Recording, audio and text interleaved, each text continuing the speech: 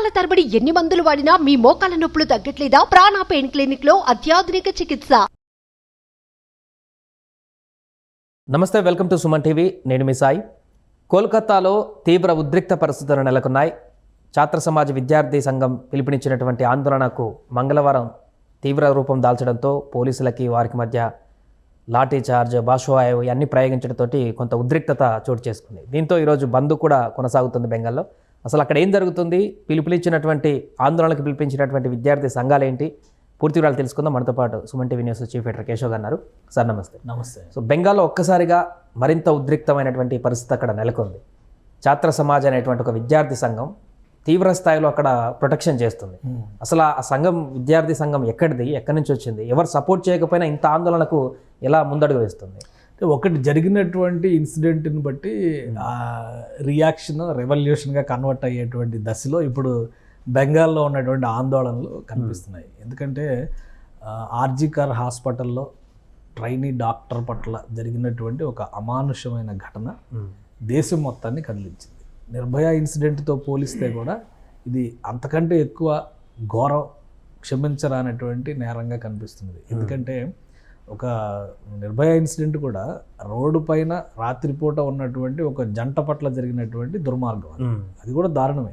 కానీ అంతకంటే సివియారిటీ ఇక్కడ ఏంటంటే వర్క్ ప్లేస్లో ఒక 36 గంటల పాటు వైద్య సేవలో ఉన్నటువంటి ఒక జూనియర్ వైద్యురాలికి కనీస రక్షణ ఇవ్వలేని నిస్సహాయ స్థితిలో ఉన్నటువంటి దేశం మొత్తం సిగ్గుపడాల్సినటువంటి సందర్భం. కానీ బెంగాల్లో ఇప్పుడు ఏర్పడినటువంటి వెస్ట్ బంగా ఛాత్ర సమాజ్ ఈ ఆధ్వర్యంలో ఆందోళనలు జరిగినాయి. అలానే దీనికి అనుబంధంగా బెంగాల్ ప్రభుత్వ ఉద్యోగుల అసమ్మతి వేదిక ఒకటి కూడా పనిచేస్తుంది. సో వీళ్ళు కలిసి చేసినటువంటి ఆందోళన బయట నుంచి రాజకీయ పార్టీల మద్దతు, కమ్యూనిస్ట్. కానీ జూనియర్ వైద్యులు మాత్రం సపోర్ట్ చేయనట్టు కనిపిస్తుంది ఇక్కడ. అంటే ఇక్కడ బెదిరింపులు అనేవి కానీ, వార్నింగ్లు అనేవి కానీ పనిచేస్తున్నాయి. ఒకవైపు కమ్యూనిస్ట్ పార్టీలు, ఇంకోవైపు భారతీయ జనతా పార్టీ, ప్రధానమైనటువంటి పార్టీలు. కాంగ్రెస్ పార్టీ స్థితి అక్కడ అంతంత మాత్రం. అది కూడా ఇప్పుడు ఒక మిత్రపక్షం INDIA కూటమిలోకి రావాలి అని మమతా బెనర్జీని కలవరిస్తున్నారు కాబట్టి బహిరంగంగా ఎక్కడా కూడా ఖండన మండనలు లేవు. కానీ కమ్యూనిస్టులు, బీజేపీ నాయకులు మాత్రం అక్కడ పోరాటం చేసేటువంటి ప్రయత్నాలు చేస్తున్నారు. బెంగాల్లో ఈరోజు కూడా బెంగాల్ బంద్కి బీజేపీ పిలుపునిచ్చింది. మమతా బెనర్జీ ముఖ్యమంత్రి హోదాలో ఉండి బంద్లో పాల్గొంటే ప్రభుత్వ ఉద్యోగులు అందరికీ కూడా ఉద్యోగాలు పోతాయని వార్నింగ్ ఇచ్చింది. ఖచ్చితంగా అందరూ కూడా కార్యాలయాలకు రావాల్సిందని వార్నింగ్ ఇచ్చింది. అంటే ఈ తీరు ఖచ్చితంగా విద్యార్థుల్లో, ఇప్పుడు మనం పక్కనే ఉన్న బంగ్లాదేశ్ను ఒక ఉదాహరణగా తీసుకుని చూద్దాం. కారణాలు ఏవైనా కావచ్చు, కానీ ప్రభుత్వ నిరంకుశ విధానాల పట్ల వచ్చినటువంటి వ్యతిరేకత బంగ్లాదేశ్లో ప్రభుత్వ కూల్చివేతకు కారణమైంది. అదే తరహాలో బెంగాల్ ప్రభుత్వం కూడా కూలిపోతుందా అనేటువంటి సంకేతాలు అక్కడ కనిపిస్తున్నాయి. గతంలో మనం చూస్తే మమతా బెనర్జీ ఏం చేశారు, కమ్యూనిస్టు పార్టీలు 1977లో అధికారంలోకి వచ్చిన తర్వాత 2011 వరకు కంటిన్యూస్గా కమ్యూనిస్టు పాలనే జరిగింది అక్కడ. కానీ చివరి 4-5 సంవత్సరాల్లో విపరీతమైనటువంటి ప్రజా వ్యతిరేకతని కూడగట్టడంలో సక్సెస్ అయింది తృణమూల్ కాంగ్రెస్ అధినేత్రిగా మమతా బెనర్జీ.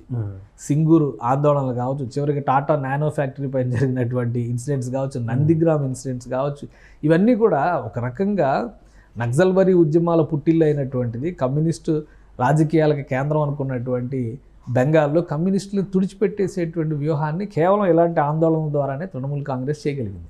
సో ఇప్పుడు మమతా బెనర్జీ గుండెల్లో కూడా అదే గుబులు. ఈ ఆందోళనలో బలపడితే రేపు ఆమె ప్రభుత్వ పతనం ఖాయం అనేటువంటి అనుమానాలు చాలా బలంగా, దానికి సంబంధించినటువంటి సంకేతాలు కూడా ఉన్నాయి. కాబట్టి ఆమె ముందు అణిచిపెట్టే ధోరణి ప్రవర్తిస్తుంది. ఖచ్చితంగా ఆమె అణిచిపెట్టేటువంటి రీతిలో వ్యవహరిస్తున్నారు. అయితే అసలు ఇంత వ్యతిరేకత ఎందుకు వచ్చింది, విద్యార్థులు చెప్పేటువంటి మాటల్ని సమాజం మొత్తం ఎందుకు యాక్సెప్ట్ చేస్తుంది అనే దానికి కూడా ఒక విశ్లేషణ మనం చూడాల్సిన అవసరం ఉంది. బెంగాల్కి మమతా బెనర్జీ ముఖ్యమంత్రి మాత్రమే కాదు, ఆమె హోంమంత్రి, హెల్త్ మినిస్టర్, ఆమె ఆరోగ్య శాఖ మంత్రి. జరిగిన దారుణం ఆరోగ్య శాఖలో జరిగినటువంటి ఒక దుర్మార్గం, అది ప్రభుత్వానికి సంబంధించినటువంటి మెడికల్ కాలేజీ. ఆర్జికర్ అనేటువంటి ఆయన బ్రిటిష్ ప్రభుత్వాన్ని వ్యతిరేకించి బ్రిటిష్ ప్రభుత్వంతో కలిసి పనిచేయాల్సినటువంటి అవసరం మాకు లేదు అనేటువంటి సంకేతం ఇచ్చి దేశంలోనే మొదటిసారిగా ప్రైవేట్ రంగంలో వైద్య విద్యని స్టార్ట్ చేసినటువంటి వ్యక్తి రాధా గోవింద్ కర్ అనేటువంటి ఆయన. అంటే ఒక రకంగా ఫాదర్ ఆఫ్ బెంగాల్ మెడిసిన్ అనేటువంటి పేరు ఉంది ఆయనకి అక్కడ. ఆయన పేరుతో ఏర్పడినటువంటి ఒక ప్రతిష్టాత్మక సంస్థ. దశాబ్దాలుగా విద్యార్థులను తయారు చేసింది ఎంతోమంది. ఇప్పుడు అక్కడ ఉన్నటువంటి మాజీ ప్రిన్సిపల్ కూడా అక్కడ చదువుకుని అక్కడ లెక్చరర్ అయ్యి ప్రిన్సిపల్ స్థాయికి ఎదిగినటువంటి వ్యక్తి. కాబట్టి అంత హిస్టరీ ఉన్నటువంటిది, అంత దుర్మార్గమైనటువంటి సంఘటన జరిగినప్పుడు ప్రభుత్వం ఎలా వ్యవహరించాలి, అక్కడ ఉన్నటువంటి వైద్య శాఖ సిబ్బంది ఎలా వ్యవహరించాలి, ఆ స్థాయిలో వ్యవహరించలేదు. తర్వాత కేసులు పెట్టేటువంటి క్రమంలో హోంశాఖ మంత్రిగా కూడా ఆమె ఉన్నారు కాబట్టి ఎంత కఠినంగా వ్యవహరించాలి. వినీత్ గోయల్ అని చెప్పని ఇప్పుడు కలకత్తా కమిషనరు ఎంత బాధ్యతారహితమైనటువంటి స్టేట్మెంట్లు ఇచ్చారు. ఇవన్నీ దేశం మొత్తం అవి చూసిన తర్వాత మనసులో ఒక రకమైనటువంటి గుబులు రేగినటువంటి సందర్భం. కాబట్టి ప్రత్యక్షంగా అక్కడ ఉన్నటువంటి బెంగాల్ యువతని రగిలింపజేస్తున్నటువంటి సంఘటనలు. సో దీనికి తిరుగుబాటుగా ఆ విద్యార్థి సమాఖ్య కూడా ఇచ్చినటువంటి పిలుపు ఏంటంటే, మమతా బెనర్జీ ముఖ్యమంత్రి పదవిలో ఉంటే ఈ కేసులో నిష్పాక్షిక విచారణ అనేది జరగదు. ఆ విద్యార్థులు చెప్తుంది కరెక్టే, దేశం అంతా కూడా ఇప్పుడు అదే ఫీలింగ్తో ఉంది కదా. అంటే నిందితుల్ని కాపాడడానికి ప్రయత్నించింది అక్కడ ఉన్నటువంటి అధికారులు అనేటువంటివి అదే ప్రధాన కారణం. అందుకనే మమతా బెనర్జీ రాజీనామా చేయాలనేటువంటి డిమాండ్తో వాళ్ళు ఆందోళన చేశారు. చెలో సెక్రటేరియట్ చేశారు. మొత్తం రక్షణ వలయంలో సెక్రటేరియట్ ఉంది. పెద్ద స్థాయిలో ఇప్పటివరకు ఈ మధ్య కాలంలో బెంగాల్లో ఆ స్థాయిలో వాటర్ క్యానన్స్ ఉపయోగించిన సంఘటన కానీ, బాష్పవాయు గోళాలు ఉపయోగించిన సంఘటన కానీ, రబ్బర్ బుల్లెట్లు ప్రయోగించిన సంఘటన కానీ గత 10 ఏళ్లలో జరగలేదు. మమతా బెనర్జీ 2011లో చీఫ్ మినిస్టర్ అయ్యారు. ఇప్పుడు 13 ఏళ్లుగా ఆమె ముఖ్యమంత్రిగా ఉన్నారు. ఈ 13 ఏళ్లలో ఇంత పెద్ద ప్రతికూలతను మమతా బెనర్జీ ఎదుర్కోలేదు. ఆర్జీకర్లో జరిగినటువంటి ఇన్సిడెంట్ ఖచ్చితంగా అక్కడ పీఠాలు కదిలించేటువంటి సంఘటనగా మారబోతుంది. దేశంలో మొదటిసారిగా నిర్భయ కేసు విషయంలో కూడా 2012లో ఆ ఇన్సిడెంట్ జరిగింది. అప్పుడు కూడా అంటే 10 ఏళ్ళు దాటింది. సో అప్పుడు కూడా 12 ఏళ్ళు దగ్గర. ఆ ఇన్సిడెంట్ సందర్భంలో కూడా సుప్రీంకోర్టు స్వయంగా జోక్యం చేసుకోవాలి. కానీ ఈరోజు సుప్రీంకోర్టు సుమోటోగా తీసుకుని సిబిఐ కేసు విచారణ చేస్తున్నటువంటి తీరుని క్షణక్షణం మానిటర్ చేస్తూ డైరెక్షన్స్ ఇవ్వాల్సినటువంటి పరిస్థితి వచ్చిందంటే క్షేత్రస్థాయిలో ఉన్నటువంటి యంత్రాంగం ఎంత ఘోరంగా వైఫల్యం చెందిందనేది చాలా స్పష్టంగా కనిపిస్తుంది. అందుకనే విద్యార్థులు అంతటి తీవ్ర వ్యతిరేకత రాజుకుంది. ఖచ్చితంగా రాజకీయ కోణం ఉంటుంది అందులో. బీజేపీ అధికారంలోకి రావాలనేటువంటి ప్రయత్నాలు చేస్తుంది. కమ్యూనిస్టులు మళ్ళీ పూర్వవైభవం కోసం ప్రయత్నం చేయాలనేటువంటి ఆలోచనలో ఉన్నారు. కాబట్టి ఒక ప్రతిపక్షాలన్నీ కలిస్తే ఒక బలమైనటువంటి వ్యతిరేకతను ఎదుర్కోవాల్సినటువంటి అవసరం ఉంటుందనేటువంటి భయం, ఆందోళన మమతా బెనర్జీ మనసులో చాలా క్లియర్గా కనిపిస్తుంది. అందుకే బంద్ సందర్భంగా కూడా ఎవరిని బంద్లో ఇన్వాల్వ్ అవ్వద్దు అనేటువంటి డైరెక్షన్స్ ఇచ్చారు. ఏదైనా జరగవచ్చు, గవర్నమెంట్ పడిపోయినా పడిపోవచ్చు, రాష్ట్రపతి పాలన దిశగా వెళ్ళినా ఆశ్చర్యపోవాల్సినటువంటి అవసరం లేదు. ఒకప్పుడు ఎంత ప్రోగ్రెసివ్ స్టేట్గా ఉన్నటువంటి వెస్ట్ బెంగాల్ ఎవరి పాలన అయినా కావచ్చు, కానీ గత 30-40 ఏళ్లుగా ఎంత వెనక్కిపోయింది అనేది అందరికీ తెలుసు. ముంబై, ఢిల్లీ కంటే కూడా ముందు మెట్రో సిటీ హోదాను దక్కించుకున్నటువంటి నగరం కోల్కతా. ఈరోజు కోల్కతా పరిస్థితి ఏంటి? కాబట్టి ఈ చర్చ దేశవ్యాప్తంగా జరుగుతుంది. కాబట్టి ఆర్థికపరమైనటువంటి అంశాలు, అభివృద్ధి నినాదాలు అనేటువంటి పక్కన పెడితే ముందు లా అండ్ ఆర్డర్, శాంతి భద్రతలు సవ్యంగా ఉంటే, ఆడపిల్లకి ఒక మహిళా డాక్టర్కి భద్రత కల్పించలేని నిస్సహాయ స్థితిలో ఉన్నప్పుడు ఆ ముఖ్యమంత్రి ఉంటే ఎంత ఊడితే ఎంత అనేటువంటి పరిస్థితి ఇప్పుడు బెంగాల్లో ఉంది. ఖచ్చితంగా ఇది చినికి గాలివాన అయ్యేటువంటి ఉద్యమంగా మారేటువంటి సంకేతాలు చాలా స్పష్టంగా కనిపిస్తున్నాయి. అందుకే బెంగాల్లో ఎంతటి నిరంకుశ వైఖరితో ప్రభుత్వం వ్యవహరిస్తుంది, ఇది ఏ స్థాయికి వెళుతుంది, విపక్షాలన్నీ ఏకమవుతాయి. ఇక్కడ ఇంకోటి మనం గమనించాల్సింది ఏంటంటే, ఈ కేసును ఖండించేటువంటి క్రమంలో విద్యార్థి సంఘాలు అనేటువంటి మాటకి అతీతంగా అందరూ కలిసి పోరాటం చేస్తున్నారు. సో రేపు రాజకీయ పరమైనటువంటి ఏకీకరణ కూడా జరగవచ్చు, ప్రభుత్వాన్ని కూలగొట్టడం కోసం ఏ పరిణామమైనా కానీ జరగవచ్చు. బట్ బాధ్యత తీసుకునే రీతిలో మమతా బెనర్జీ వ్యవహరించట్లేదు. ఇక్కడ ప్రధానమైన సమస్య అది. సిబిఐ కేసు వెళ్ళిన వెంటనే నిందితుడు, అనుమానితుడు అని ఒకరిని ఎవరినో అరెస్ట్ చేస్తే వారం రోజుల్లో వాడిని ఉరి తీయండి అని చెప్పి ఒక ముఖ్యమంత్రి నేరుగా రోడ్డుపైకి వచ్చి ధర్నా చేశారు. అది చాలా విచిత్రమైనటువంటి సందర్భం. కేసు తేల్చేటువంటి అవకాశాలు మీ చేతిలో ఉన్నప్పుడు 10 రోజులు తాత్సారం చేసి సిబిఐ కేసు తీసుకున్న 2వ రోజున మీరు స్టేట్మెంట్ ఇచ్చి వారంలో ఉరి తీయాలంటే ఒక న్యాయ వ్యవస్థ ఉంది. ఇక్కడ 13 సంవత్సరాలు ఆమె ముఖ్యమంత్రిగా చేశారు. దాదాపు 35 సంవత్సరాలు రాజకీయ అనుభవం ఉన్నటువంటి నాయకురాలు వారం రోజుల్లో ఉరి తీయడం అనేది సాధ్యమా? అజ్మల్ కసబ్ అనేటువంటి వ్యక్తి ముంబై ఫైరింగ్లో 26/11లో రెడ్ హ్యాండెడ్గా బుల్లెట్లు కాలుస్తూ మిషన్ గన్ పట్టుకొని ఆయన ఉన్నటువంటి సీసీ కెమెరా ఫుటేజ్ దొరికితే కూడా 10 ఏళ్ళు పట్టింది విచారణ జరగడానికి. ఉరి తీయడానికి ఇంకో 2 ఏళ్ళు పట్టింది. అలాంటిది వారం రోజుల్లో ఒక రేపిస్ట్ అనేటువంటి అనుమానంతో ఎలా ఉరి తీస్తారు? ముఖ్యమంత్రికి ఆ మాత్రం కామన్ సెన్స్ లేదా? సో ఇటువంటి రెచ్చగొట్టేటువంటి వ్యాఖ్యలు, ఖచ్చితంగా ఆమె చేస్తున్నటువంటి యాక్టివిటీస్ దోషుల్ని కాపాడే విధంగా ఉన్నాయనేటువంటి అనుమానం దేశవ్యాప్తంగా ఉంది. అది బెంగాల్ యువతలో మరింతగా బలపడడమే ఈ ఒక రకంగా ఈ ఆందోళనకి ఈ ఉద్యమానికి కారణంగా స్పష్టంగా కనిపిస్తుంది. అంటే ఇది పూర్తిగా ఇంకా చల్లారేటువంటి పరిస్థితి లేదా బెంగాల్లో విద్యార్థుల ఆందోళన కానీ మిగతా వ్యక్తుల ఆందోళన కానీ? అంటే ఒకటి ఏంటంటే ఫస్ట్ కాన్ఫిడెన్స్ బిల్డప్ చేయాల్సినటువంటి బాధ్యత ప్రభుత్వ పెద్దల పైన ఉంది. ఆ ప్రయత్నం జరగట్లా. అది ప్రధానంగా అన్రెస్ట్కి కారణం.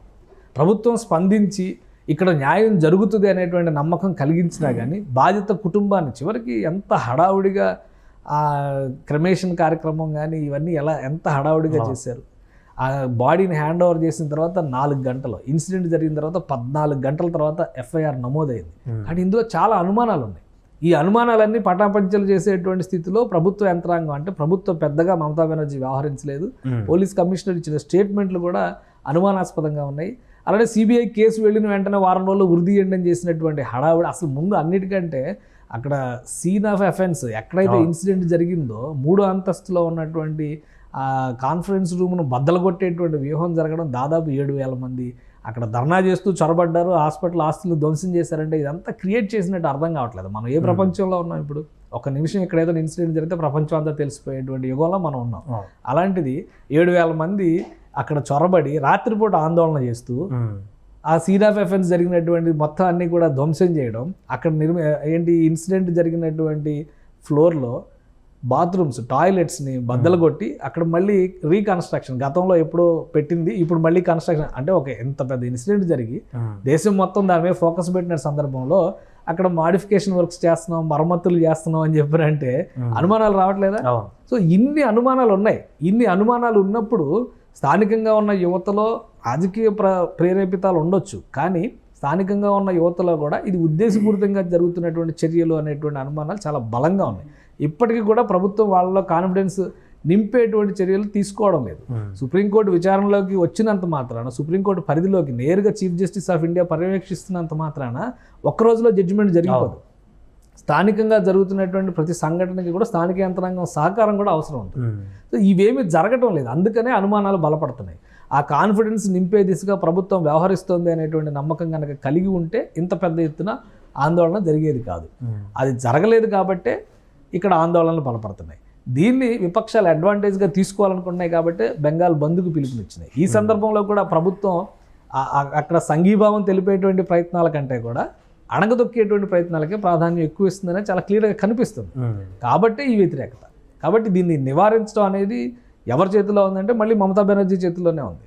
రేపు పరిస్థితులు అదుపు తప్పుతున్నాయి. ఇప్పుడు కేవలం కలకత్తాకే ఇది పరిమితమైనటువంటి ఇన్సిడెంట్. బెంగాల్ మొత్తం ఇదే తరహాలో మండింది అనుకోండి, దేశం మొత్తం ఇదే తరహాలో ఆందోళన తెలియజేసేటువంటి పరిస్థితి వచ్చింది అనుకోండి, ప్రభుత్వాన్ని రద్దు చేయలేక తప్పని అనివార్య స్థితి వస్తే ఏం చేస్తారు? ఇది వేరే దేశం ఏం కాదు కదా. ఒక రాష్ట్రంలో రాష్ట్రపతి పాలన విధించడానికి రాష్ట్రంలో ఉన్నటువంటి అన్రెస్ట్ అనేది కూడా, శాంతి భద్రతలకు విఘాతం కలిగించేటువంటి సంఘటనలు, సందర్భాలు కూడా ఒక ప్రధానమైనటువంటి కారణం అవుతాయి. కాబట్టి ఒక నిర్ణయం తీసుకోవడానికి కూడా అవకాశం ఉంటుంది. అయితే అంత దూరం వెళ్లకుండా ప్రజాస్వామ్యయుతంగా సమస్యను పరిష్కరించాల్సినటువంటి బాధ్యత ప్రజాస్వామ్య పద్ధతిలో ఎన్నికైనటువంటి ప్రభుత్వాలు నడిపించేటువంటి పాలకుల చేతుల్లోనే ఉంటుంది. ఆ దిశగా మమతా బెనర్జీ కనుక ఫెయిల్ అయితే బెంగాల్లో ఘోరమైనటువంటి ఒక భారీ స్థాయి ఉద్యమాన్ని చూడడానికి కూడా మార్గం సుగమం అవుతుంది. రాజకీయ పార్టీలు కాచుకుని కూర్చున్నాయి. విద్యార్థులందరూ కూడా తీవ్ర అసంతృప్తి. ప్రభుత్వ ఉద్యోగుల అసమ్మతి వేదిక అనేది ఏర్పడిందంటే ప్రభుత్వం పట్ల వారు ఎంత అసమ్మతితో ఉన్నారు, అది కూడా అడ్వాంటేజ్ అవుతుంది కదా. దాన్ని కూడా ఒక అవకాశంగా తీసుకునేటువంటి పరిస్థితి ఉంటుంది కదా. కాబట్టి బెంగాల్లో జరుగుతున్నటువంటి ఆందోళనలకి, ఈ ఆగ్రహ జ్వాలలకి బెంగాల్ చీఫ్ మినిస్టర్ మమతా బెనర్జీయే బాధ్యురాలు. నివారించేటువంటి అవకాశం ఉంది కూడా ఆమెకే. ఆ దిశగా అడుగులు పడకపోతే కనుక ఖచ్చితంగా మరింత బలోపేతం అవ్వడానికి ఆస్కారం ఉంది. Right sir. అది ప్రస్తుతం బెంగాల్లో జరుగుతున్నటువంటి పరిణామాలు తీవ్ర ఉద్రిక్తతలకు దారితీశాయి. మొన్నటి వరకు శాంతియుతంగా జరిగినటువంటి నిరసనలు, చైత్ర సమాజ్ అనేటువంటి విద్యార్థి సంఘం పిలుపుతో నిన్న మంగళవారం రోజు తీవ్ర స్థాయిలో లాఠీ చార్జీలు కూడా జరిగేటువంటి పరిస్థితికి దారితీస్తుంది. ఈరోజు బంద్ కూడా కొనసాగుతుంది. చూడాలి రాను ఈ ఉద్యమం ఇంకా ఎంత దూరం వెళ్తుందనేది. సుమన్ టీవీలో మీ పర్సనల్ అండ్ బిజినెస్ ప్రమోషన్స్ కోసం కింది నెంబర్కి కాంటాక్ట్ చేయండి.